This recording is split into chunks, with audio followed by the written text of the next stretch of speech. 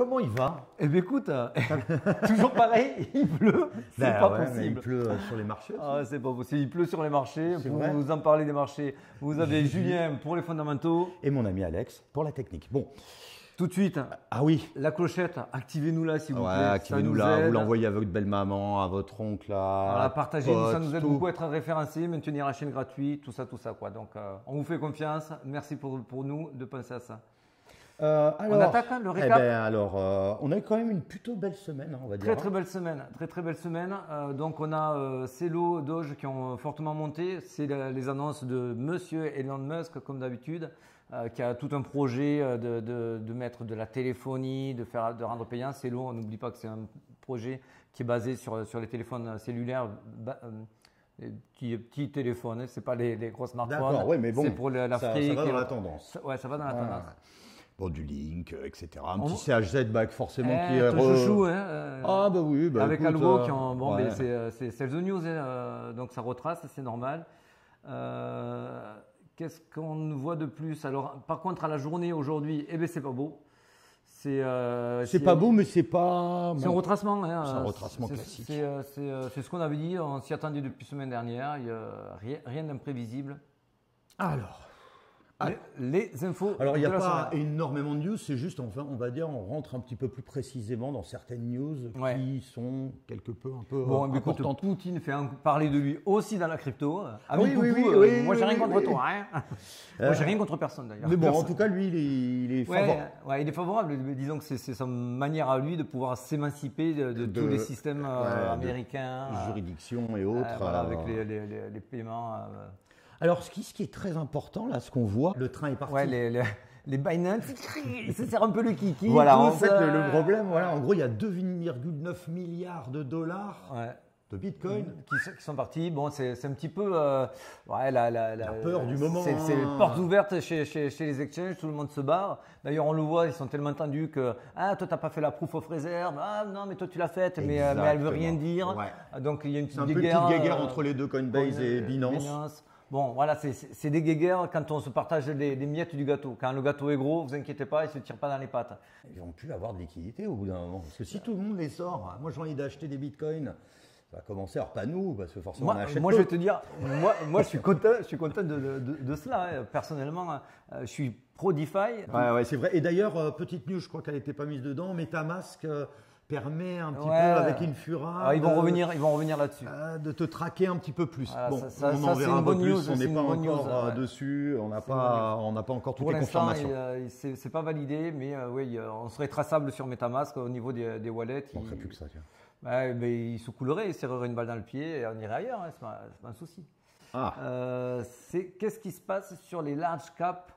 C'est très intéressant. Alors pourquoi on en parle de large cap déjà Large cap, ça a toujours été dans une suite logique des événements. À savoir quand le Bitcoin a fini soit de baisser, soit de monter, c'est au tour des large caps d'imprimer une tendance. Les grosses capitalisations. Exactement. Alors ça peut être à la baisse ou à la hausse. Mais là, on voit que très bizarrement, alors qu'on voit qu'on est encore sur des tendances très baissières sur le Bitcoin, ici, le BNB que vous avez en bleu, lui, a fait un joli pump. Alors, c'est sûr que c'est aidé par les launch pools qui sont mis en place en ce moment. C'est aidé aussi par le fait qu'on se dit « Ah, Binance est plus crédible que d'autres exchanges, donc on se réfugie un petit peu plus là-dedans. » Mais c'est aussi un jeton qui est leader de tendance.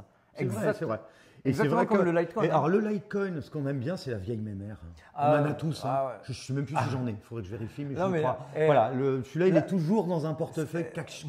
Moi, ça me fait penser à un pote qui je lui demande toujours de ses nouvelles de sa grand-mère parce qu'à chaque fois, elle est mourante, mais elle est toujours là. Elle est toujours là. toujours là. Mais en fait, ce qui est intéressant avec ce Litecoin, c'est qu'il est en proof of work. Ouais. On voit que ça marche. Ça marche. Ça marche, ça tient. Ça marche, ça tient, on en veut. Et il y a un autre truc sur le Litecoin, c'est qu'en plus, les mineurs qui ne peuvent plus miner sur Ether se rabattent sur Litecoin. Ils se sont rendus compte que c'était pas si mauvais que ça en termes de hash rate. C'est vrai que le hash rate, il est pas mal. Voilà, bon, on fait encore des atterrissages sur le hash rate, mais bon, le Bitcoin ne veut pas en entendre parler pour l'instant. Ouais. Bon. Et alors, tu nous as mis notre ami XRP, qui XRP, était mon premier jeton, alors- je crois, en 2018. Alors XRP, like a phoenix. Ouais, alors là, il va falloir que tu nous en expliques. Bon, moi, j'avais plus trop suivi. Je sais qu'embrouillé avec la SEC, depuis longtemps, c'est une securities. Ah, moi, j'avais Ils se sorti sont fait tous mes attaquer depuis jetons longtemps. il y a longtemps, c'était un peu moins de $1, avec cette histoire de la SEC qui les attaque en leur disant « Ah, mais non, vous devez être taxé comme des produits immobiliers, nanani, nana. » Bon, il y a une bataille juridique. Ce qu'il y a, c'est qu'XRP, ils ont beaucoup de monde de leur côté. Et ils ont gagné, il y a quelques jours de cela, le droit d'avoir accès aux documents sur lesquels la SEC se basait. Apparemment, on dit bien apparemment, c'est des communications que d'avocats, mais bon, ils font leur job. Apparemment, ça serait vraiment en faveur de XRP et ça prouverait que le SEC a un petit peu le cul dans la bassine, un petit peu. Là. Ils sont pas très, ils sont Et en plus, c'est quelque part, c'est pour ça que tu nous as mis ça, ça donne des tendances, parce que ça veut dire que un large Ether cap. et d'autres pourraient être tranquilles, parce que XRP, lui, il ouvre la danse avec la SEC. Ouais.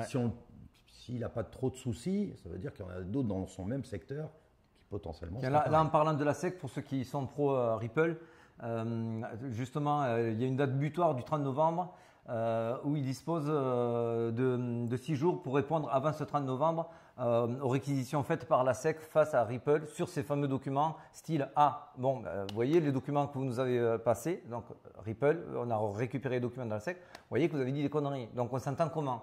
Donc ils ont 6 jours à peu près pour s'entendre et donner un avis sur le 30 novembre. Le 30 novembre, qu'est-ce qui se passe? Soit ils s'entendent et ils font un accord à l'amiable, c'est l'hypothèse qui est retenue. Soit la SEC dit non, on est sûr, on campe sur nos positions, on est sûr de nous et on va au charbon, on va au procès. Donc là, il y aurait un statu quo, peut-être ça serait mal vu par l'écosystème.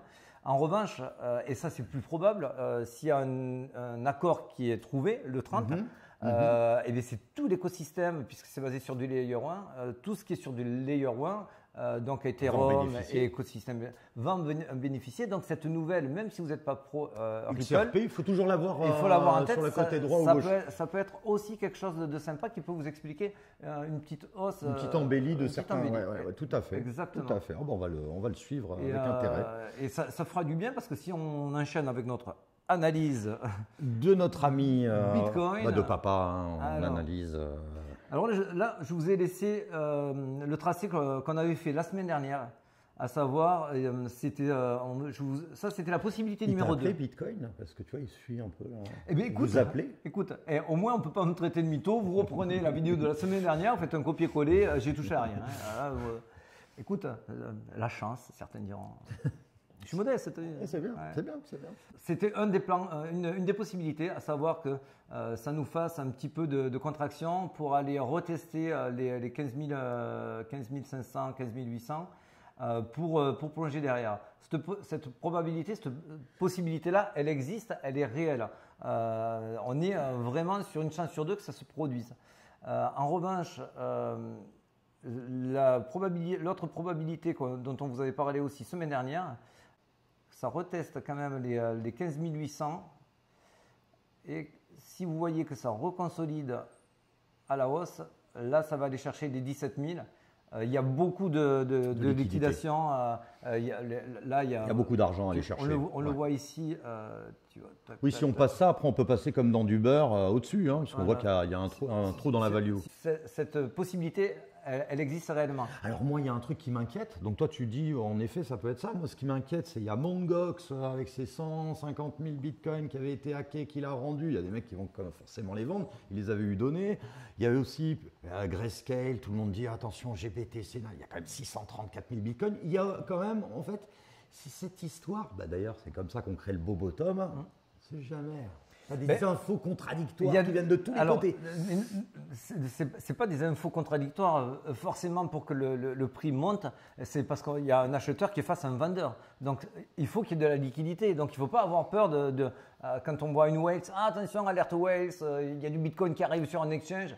Ouais, il y en aura tout le temps, et heureusement, parce que sinon, il n'y a pas d'acheteur, il n'y a pas de vendeur. Donc, et puis, on peut retirer aussi notre ordre. On peut retirer. Pour une grosse whale. Ce qui est sûr, c'est que la volumétrie est hyper faible, ce qui peut entraîner de la volatilité. il y a des tendances qui peuvent être imprimées qui sont contre le cours du marché, avec des fameux bruits de marché, ce qu'on appelle. Mais c'est vrai qu'en tout cas, il tient bien. Il a frappé une fois, deux fois, bon, peut-être 3 fois. Voilà, donc surveillez bien, c'est simple pour résumer, surveillez bien. Si vous voyez que ça consolide après avoir tapé le support ici sans le casser et le valider et que ça repart en consolidant à la hausse, c'est bullish. Si à l'inverse, rappelez-vous le plan d'avant, on casse vers le bas, même si c'est une spike, c'est pas un bon signe. Tout à fait. Là, on sera on est d'accord. Ouais. Voilà, avec une possibilité d'aller jusqu'à entre 13 000 et 14 000 dans cette zone-là. Ça mérite. En zoomant sur du 4 heures, là, on peut voir quelque chose qui se dessine du style hop, hop, hop. Ah, le petit triangle. Ouais. Là, il y a une tendance qui se met en place.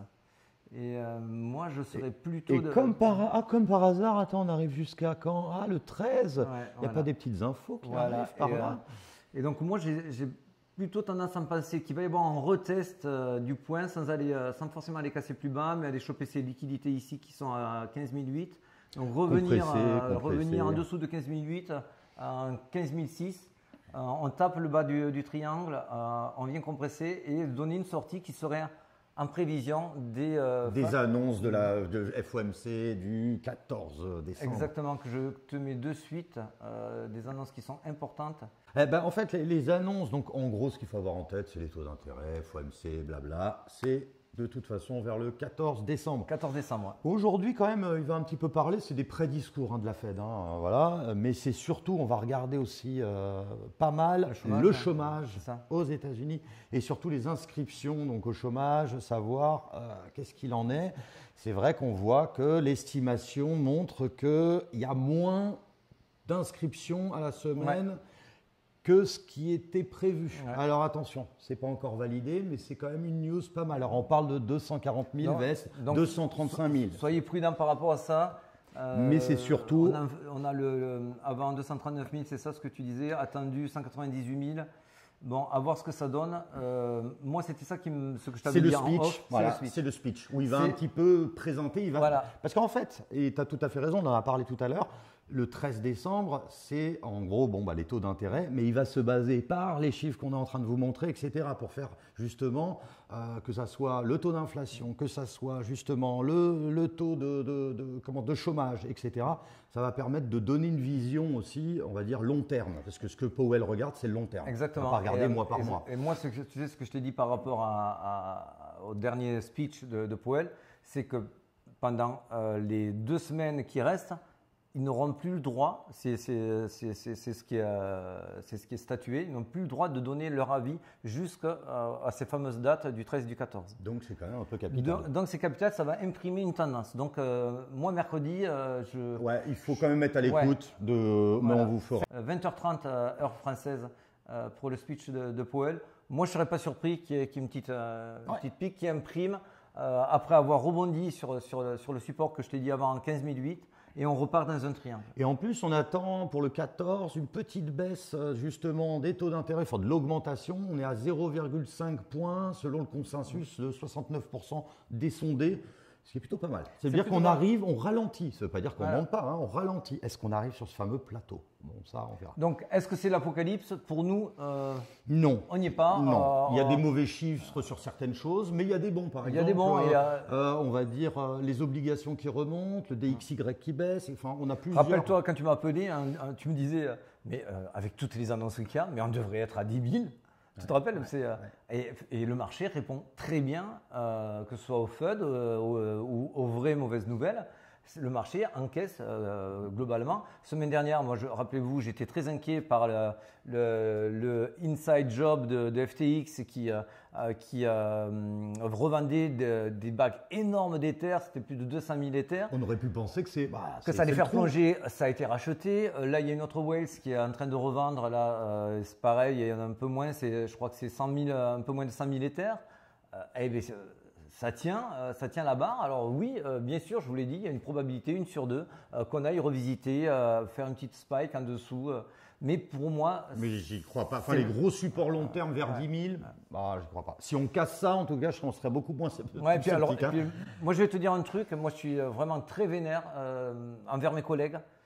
qui croient bien faire en vous disant « Waouh, faites gaffe, ça va encore chuter, le marché il va tomber, retirez votre cash ».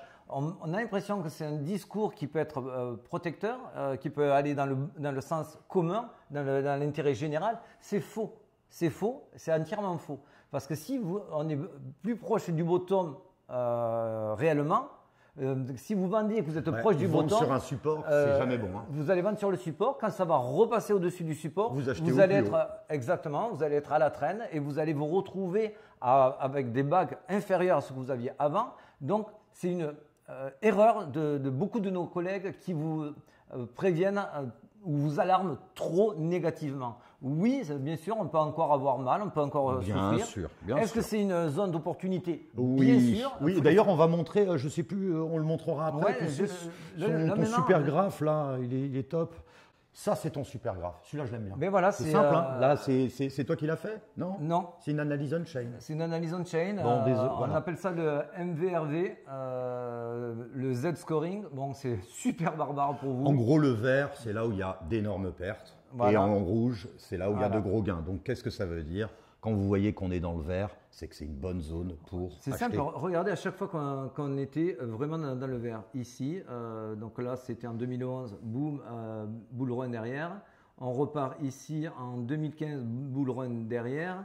Ici, nous sommes en 2018, bull run derrière. On revient en 2020 taper, c'est celui-là. Ouais, voilà. Puis Covid, boom, bull run derrière. Et là, on retombe ici. On y est dans cette zone où les acteurs ne font pas de bénéfices. C'est ce que veut dire ce fameux MVRV qui est très important, qui est utilisé par tous les professionnels. Donc, on est plus proche d'un bottom. Donc, c'est une hérésie de vous faire peur et de tout vendre. Alors, bien sûr, garder du cash. Bien sûr, il y aura il faut garder du cash par contre. Il y aura des affaires à faire. Mais ne paniquez pas. C'est des périodes où on doit être plutôt positif. Mais comme c'est contre-intuitif, qu'on est dans le rouge et qu'on voit son portefeuille qui se réduit, on se dit oh merde. Mais même nous aussi, on ne va pas faire aussi comme beaucoup. Nous aussi, on perd un petit peu, hein, forcément, quand ça baisse, etc.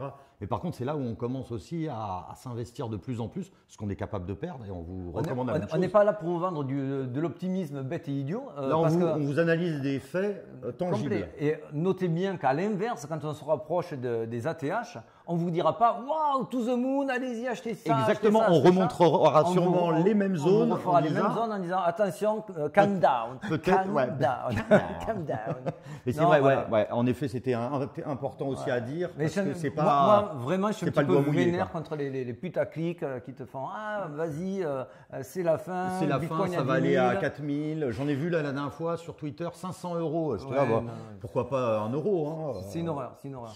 Donc, c'est une horreur. Alors, un autre point positif, ça, j'ai remarqué ça hier soir quand je t'ai appelé, c'est la fameuse dominance. Alors la dominance, pour ceux qui ne savent pas ce que c'est, François, c'est pour toi, je me rappelle, ça m'a fait bien rire cette histoire. Quand je lui disais waouh, la dominance baisse, waouh, la dominance baisse, ah, la dominance baisse, la dominance Bitcoin baisse, ouais, c'est la catastrophe. Ah non, ça n'a rien à voir. Mais comment ça n'a rien à voir? Non, ça veut dire la part de Bitcoin est plus faible sur tout le crypto cap, enfin, la totalité, tous les jetons. Donc ça veut dire que l'argent ne va plus quand la dominance baisse du uniquement Bitcoin, sur le Bitcoin. Ça se dispatche sur les autres altcoins. Ce qu'on vous a montré tout à l'heure, les large caps, etc. Et les autres, exactement. bien sûr. Donc François, ce n'est pas mauvais signe si la dominance baisse. Bien au contraire, ça ouvre les portes à plein de choses. Après, il faut savoir la lire. Là, on est sur la dominance, on est en daily, chaque bougie est une journée. On est probablement peut-être sur un M-top. Ça serait très sympa si c'était le cas. On en aura la certitude dans 3-4 jours. Mais ça pourrait très bien nous faire quelque chose dans ce style, avec quelque chose qui casse là. Donc si ça fait ça, avec la ligne de coup qui se confirme, qui est cassée ici. C'est super intéressant. D'ailleurs, il me semblait que tu avais aussi justement… Je vais montrer le graphique après. Si on arrive là, ça veut dire que bon, la dominance, elle a lâché le morceau et l'argent va dans les altcoins. Alors comment le traduire réellement? Notez bien ce graphique, il est super important pour vous. Ça, c'est super important. Ça vous donne des repères vraiment quand vous débutez ou même quand on est confirmé. Vous l'avez peut-être déjà vu, mais en effet, celui-là, il est hyper important. Ça vous situe. Grosso modo, là aussi, vous avez la fameuse dominance que je vous ai montrée sur le graphe d'avant. En vert, ça monte, en rouge, ça baisse. Alors, comment on le traduit? Quand ça baisse et que le Bitcoin est stable, c'est ce qui s'est passé la semaine dernière. Et oui, voilà, c'est ça. Et donc, ça up tous les Là, altcoins. ça a upé. Donc voilà, c'est un mécanisme que vous devez savoir pour savoir comment vous vous situez. Ça peut vous aider à prendre des trades également. Regardez comment est la dominance. Si vous voyez qu'elle est dans une bonne dynamique ou pas, vous pouvez ensuite… Ça, c'est vrai que j'adore la deuxième ligne parce que ça, elle m'a fait souvent défaut. Une dominance qui monte sur le Bitcoin, mais un BTC qui chute. Je vous raconte pas la chute sur les altcoins. C'est le massacre à la tronçonneuse. Ah ouais, là, c'est Bloody Mary. Alors, c'est pareil, retenez également, on vous en reparlera. Vous voyez ici sur l'index saison, on est à 41. On est à l'intersaison. Pourquoi ce graphe est important? Vous voyez qu'on suit toujours des sinusoïdales. Là, on sort de l'alt season pour aller vers la Bitcoin saison. À savoir une chose, les erreurs de débutants font quand vous arrivez dans la Bitcoin saison, c'est pas là qu'il faut acheter du Bitcoin, c'est là où il faut acheter des altcoins parce que quand vous êtes ici, tout l'argent ne fera que augmenter pour aller dans la alt season. Ouais. Donc là, on est en train de baisser, comme on le voit ici. On viendra tôt ou tard dans cette zone des 15 à 20 dans la Bitcoin season. On vous le redira et quand on arrive là, il faudra considérer ces bagues bien plus sur des alts que sur du Bitcoin. Tout à fait. Donc ça, c'est important à savoir. Et pour le moment, large ou Bitcoin, pour le moment, même s'il y a bien sûr des petites monnaies qui peuvent… Voilà, donc tout ça, c'était quand même pour vous remonter un petit peu le moral. Ce n'est pas l'apocalypse, même si c'est comme ça qu'on va le titrer. Il me semble. Ah oui, tout à fait. Oui, c'est vrai. Non, ce n'est pas l'apocalypse. Et moi, ils me font rire, tous ces gens-là. Oui, on peut encore avoir une spike. Oui, on peut encore se faire un petit peu peur, mais on est plus proche du bottom. Donc, on a encore 2-3 respirations à prendre et ça va aller mieux. Ne paniquez pas. On vous a fait, du coup, un petit résumé. Qu'est-ce qu'il faut retenir cette semaine alors? Oh, il y a beaucoup de choses. Hein. Les large caps, ce qu'on a dit. Voilà. Donc, celles qui sont, vous regardez Bitcoin, Ether, vous regardez tout ce qui est en dessous, hormis stablecoin. Voilà, ça montre la voie. Le BTC, techniquement, il est fragile. On sait qu'il peut retracer mais fondamentalement, on n'attend pas un crash monumental. Non, il n'y a pas des énormes nouvelles pour le faire plonger. Et la dominance à surveiller parce que ça pourrait faire pumper vos altcoins. On a été clair? Merci, monsieur. C'est un plaisir. Bonne Avec journée. grand plaisir. Ciao. Ciao. Alors, c'est toi la blague ou moi? Alors, tu sais que Powell, il est arrivé. Ah, il était à poil devant la meuf d'Alameda. Énorme.